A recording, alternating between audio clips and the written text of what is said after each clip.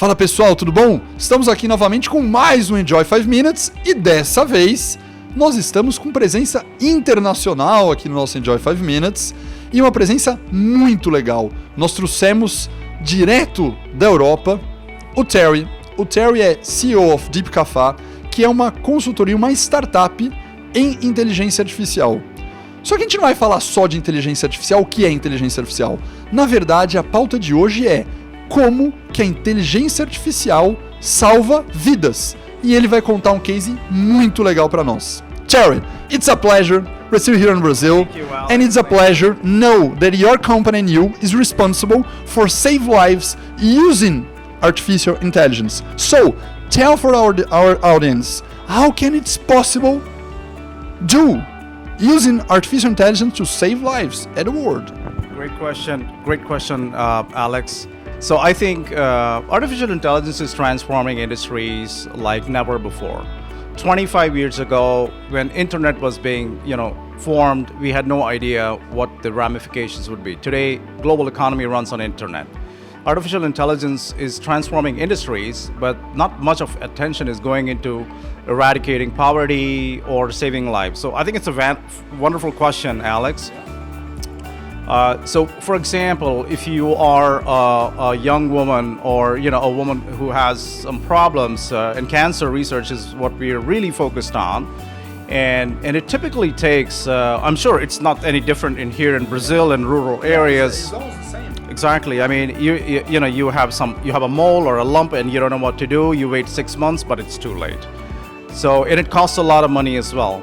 So, as an example, a project in Afghanistan, what we're doing is there are doctors. They take samples of tissue samples of women, and it takes literally weeks and sometimes months for people to get a diagnosis. Okay.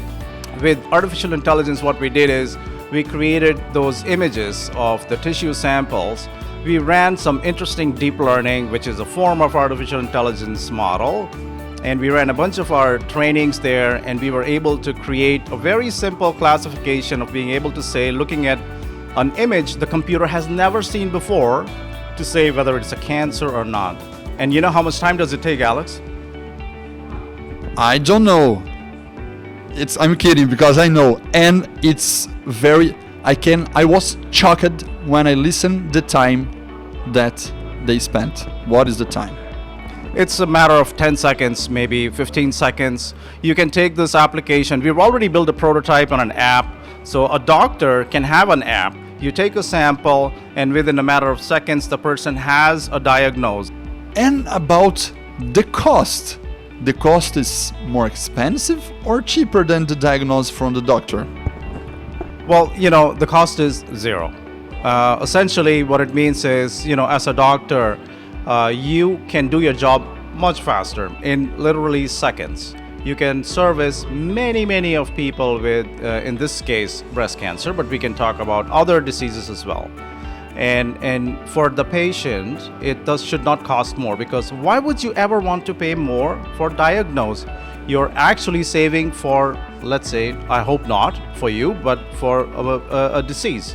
You don't want to spend a lot of money and wait a lot of time before finding out, oh God, it's too late. So it's just an example, Alex, on what AI can do. I think transforming lives is great. Transforming lives is making Uber find a great cab for you. They use AI. Finding Netflix to solve, give you best movies AI. That's transforming your, making your life fun. But saving lives is probably the most important thing. We can, bring the poverty down, and we can eventually save these lives, because normally it destroys the financial status of families when one person in your family contracts cancer. God forbid. But if someone has cancer, for women, breast cancer already starts between 20, 30, and 40 years, different phases. So if you can contract it and you can quickly diagnose it, you can save them immediately. There have already been tens of thousands of women have been saved. So that is the power of AI, Alex. And there's a lot more we are planning to do. Beautiful things. The last question for you. Maybe some people are thinking that the diagnosis of the doctor is better or not the diagnosis of an artificial intelligence. What kind of efficiency that you have in the diagnosis with this methodology using AI? Great question again, Alex. I think there's a lot of hype and also fear mongering on the media that the artificial intelligence will replace doctors. They will not be required. I think for AI to be successful, the models that we create and we are developing are best suited when there is a proper doctor looking at it and saying, it's almost like this. So the machine says, well, it's cancer. And the doctor says, I don't know. Then it's fine. You should check it out. But if the machine says it is cancer and the doctor also says it's cancer, then you have almost 2 times you're sure. And the same applies for the machine says, I don't know. And the doctor says, well, it is not cancer, which is also wonderful. So essentially the human and technology combination is what AI will be succeeding in.